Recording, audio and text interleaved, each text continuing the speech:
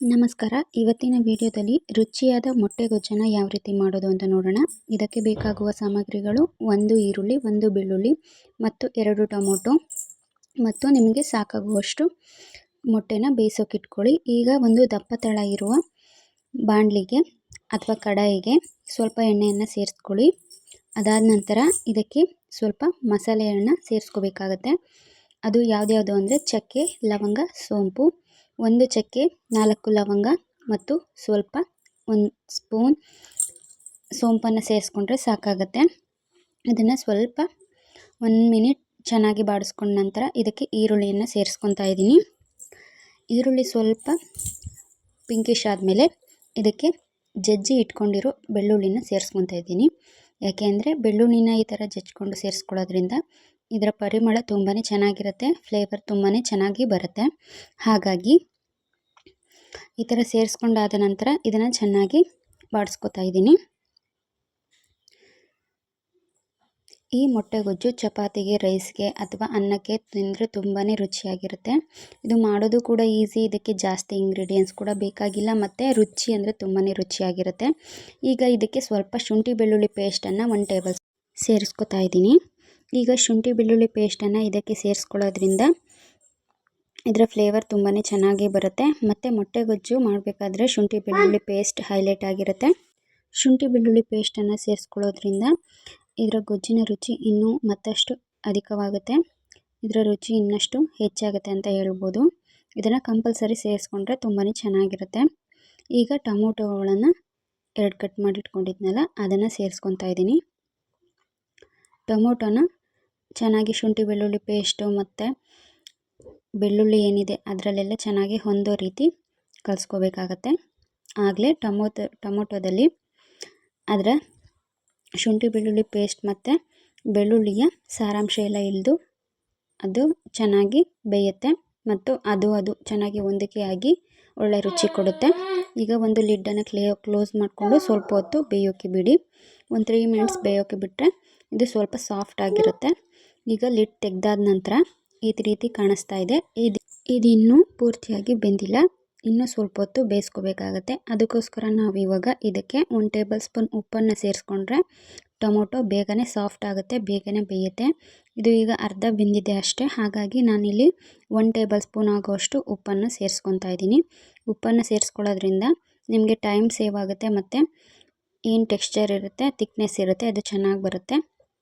Tomato ಚೆನ್ನಾಗಿ soft ಆಗೋದ್ರಿಂದ ಗೊಜ್ಜು ಚೆನ್ನಾಗಿ ಬರುತ್ತೆ. ಹಾಗಾಗಿ ಸೇರಿಸ್ಕೊಂಡು ಉಪ್ಪು ಎಲ್ಲ ಕಡೆಗೆ ಹೊಂದೋ ರೀತಿ ಇದನ್ನು ಮಿಕ್ಸ್ ಮಾಡ್ಕೊತಾ ಇದ್ದೀನಿ.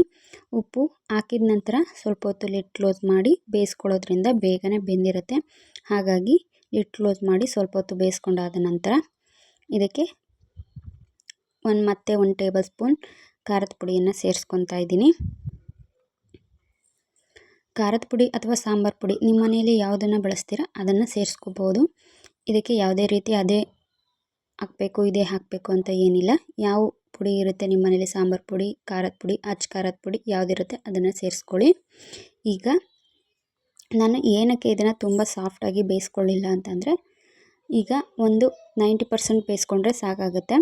ಇನ್ನು 10% ಆಮೇಲೆ ಮೊಟ್ಟೆ ಹಾಕಿದ ಮೇಲೆ ಸ್ವಲ್ಪ ಲಿಡ್ ಕ್ಲೋಸ್ ಮಾಡಿ ಬೇಯಿಸ್ಕೋಬೇಕಾಗತ್ತೆ. ಈಗ ಒಂದು ಮಂತನ ತಗೊಂಡು ಈ ರೀತಿ ನಾವು ಇದನ್ನು ಸ್ಮ್ಯಾಶ್ ಮಾಡೋದ್ರಿಂದಾಗಿ ಈ ಗೊಜ್ಜು ಟೇಸ್ಟ್ ಬರೋದು ಇಲ್ಲಿಂದಾಗಿ, ಟೇಸ್ಟ್ ಹೆಚ್ಚಾಗೋದು ಇದರಿಂದಾಗಿ. ಈಗ ಮೊಟ್ಟೆ ಕೂಡ ಬೆಂದಿತ್ತು, ಅದನ್ನು ಕೂಡ ಸಿಪ್ಪೆ ಎಲ್ಲ ತೆಗೆದುಬಿಟ್ಟು ಒಂದು ಕಡೆ ಇಟ್ಕೊಂಡಿದ್ದೆ. ಈಗ ನೋಡಿ ಈ ಥರ ಮಂತಲ್ಲಿ ಆದಮೇಲೆ ಈ ಥರ ಲಿಡ್ ಕ್ಲೋಸ್ ಮಾಡಿ ಇಟ್ಟಿದ್ದೆ. ಈಗ ಲಿಡ್ ತೆಗೆದ್ರೆ ಈ ಥರ ಆಗಿತ್ತು, ಎಣ್ಣೆ ಎಲ್ಲ ಬಿಟ್ಕೊಂಡಿದೆ ನೋಡಿ. ಗೊಜ್ಜು ಚೆನ್ನಾಗಿ ಬಂದಿದೆ ಅಂತ ನಮಗೆ ಗೊತ್ತಾಗಬೇಕು ಅಂದರೆ ಈ ಥರ ಎಣ್ಣೆ ಬಿಟ್ಕೊಂಡಿರುತ್ತೆ. ಮಂತಲ್ಲಿ ಆ ಥರ ಮಾಡಿದ ಮೇಲೆ ನೀವು ಲಿಡ್ ಕ್ಲೋಸ್ ಮಾಡಿದರೆ ಚೆನ್ನಾಗಿ ಬೆಂದಿರುತ್ತೆ. ಈಗ ಮೊಟ್ಟೆಗಳನ್ನು ಕೂಡ ಪೀಸಸ್ ಆಗಿ ಕಟ್ ಮಾಡಿಕೊಂಡು ಈ ರೀತಿ ಇಟ್ಕೊಂಡಿದ್ದೆ. ನಿಮಗೆ ಬೇಕು ಅಂದರೆ ಓಲ್ ಎಗ್ನು ಕೂಡ ಹಾಕೋಬೋದು. ನಾನಿಲ್ಲಿ ಪೀಸಸ್ ಆಗಿ ಕಟ್ ಮಾಡಿ ಹಾಕ್ಕೊಂಡಿದ್ರೆ ಚೆನ್ನಾಗಿ, ಅಂದರೆ ನೋಡೋಕ್ಕೂ ಚೆನ್ನಾಗಿ ಕಾಣುತ್ತೆ ಮತ್ತು ತಿನ್ನೋಕ್ಕೂ ಕೂಡ ಚಪಾತಿಗೆ, ದೋಸೆಗೆ ಚೆನ್ನಾಗಿರುತ್ತೆ ಅಂತ ನಾನಿಲ್ಲಿ 2 ಪೀಸಸ್ ಆಗಿ ಕಟ್ ಮಾಡಿ ಹಾಕ್ಕೊಂಡಿದ್ದೀನಿ. ನೋಡಿ ಗೊಜ್ಜಿನ ಟೆಕ್ಸ್ಚರ್ ಯಾವ ರೀತಿ ಬಂದಿದೆ ಅಂತ,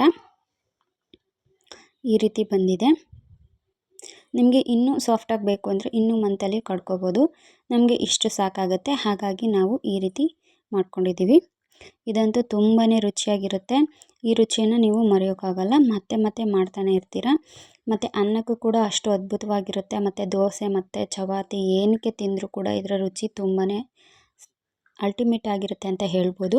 ನೋಡಿ ಯಾವ ರೀತಿ ಇದೆ ಅಂತ ಹತ್ತಿರದಿಂದ ಈ ರೀತಿ ಕಾಣಿಸ್ತಾ ಇದೆ. ಈಗ ಒಂದು ದೋಸೆನ ಮಾಡಿ ಈ ಪಲ್ಯನ ಸೈಡಿಗೆ ಮತ್ತು ಒಂದು ಸ್ವಲ್ಪ ರೈಸ್ ಇಟ್ಟು ನಿಮಗೆ ಯಾವ ರೀತಿ ಕಾಣುತ್ತೆ ಮತ್ತು ಯಾವ ರೀತಿ ಚೆನ್ನಾಗಿ ನಿಮಗೆ ಸರ್ವಿಂಗ್ ಮಾಡ್ಕೋಬೋದು ಮತ್ತು ಯಾವ ರೀತಿ ಇದು ಟೆಕ್ಸ್ಚರ್ ಕಾಣುತ್ತೆ, ಆದಮೇಲೆ ದೋಸೆಗೆ ಯಾವ ರೀತಿ ಕಾಣುತ್ತೆ ಅಂತ ಅಂದ್ಬಿಟ್ಟು ಈಗ ತೋರಿಸ್ಕೊಡ್ತೀನಿ. ಈಗ ದೋಸೆ ಹಿಟ್ಟನ್ನು ತಗೊಂಡು ಈ ರೀತಿ ಒಂದು ಪ್ಯಾನ್ ಮೇಲೆ ಸ್ಪ್ರೆಡ್ ಮಾಡ್ಕೊಳ್ಳಿ.